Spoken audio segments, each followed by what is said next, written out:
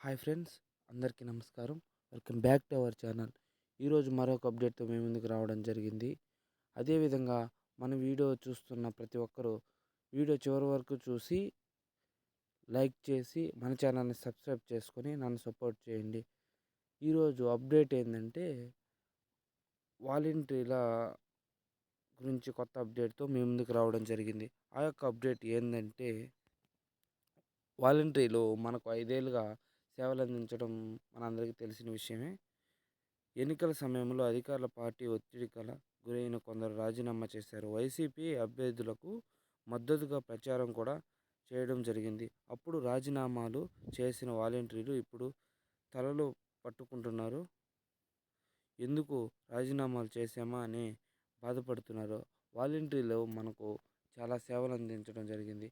అదే మనకు కావాల్సిన పత్రాలు కానివ్వండి, ఏదైనా ఇన్ఫర్మేషన్ కావండి, అలాంటిది ప్రతి ఒక్కటి మనకు చేరవేయడం జరుగుతుంది. అది ఇప్పుడు మన ఆంధ్రప్రదేశ్లో ఎక్కువ మొత్తంలో రాజీనామా చేసే పరిస్థితిని మనం ఈ వీడియోలో చూస్తున్నాం.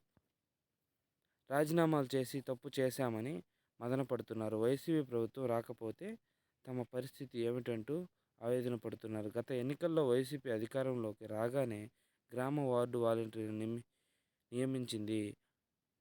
5 ఏళ్ల పాటు వీరితో పనులు చేయించుకుంటున్న సర్కార్ ఎన్నికల సమయంలో రాగానే వారితో రాజీనామాలు చేయించేందుకు ఆ పార్టీ నేతలు ఒత్తిడి తెచ్చారు.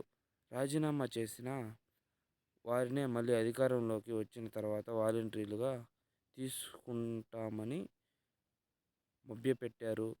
ప్రభుత్వం నుంచి వేతనం ఇస్తూ పార్టీకి సేవలందించాలనే తీరులో వీరి వ్యవహారం సాగించింది. వైసీపీ నేతలు ఒత్తిడి కారణం వల్ల జిల్లా వ్యాప్తంగా 7,632 మంది వాలంటీర్లు రాజీనామా చేశారు. వీరికి ప్రభుత్వం ఎటువంటి సహకారాన్ని అందించబోతుందో మరొక వీడియోలో మీకు పూర్తి అప్డేట్ను ఇస్తాను. అదేవిధంగా మన వీడియోని చివరి వరకు చూసిన సబ్స్క్రైబర్ ప్రతి ఒక్కరికి ధన్యవాదాలు తెలుపుతూ మరొక వీడియోతో మీ ముందుకు రావడం జరుగుతుంది.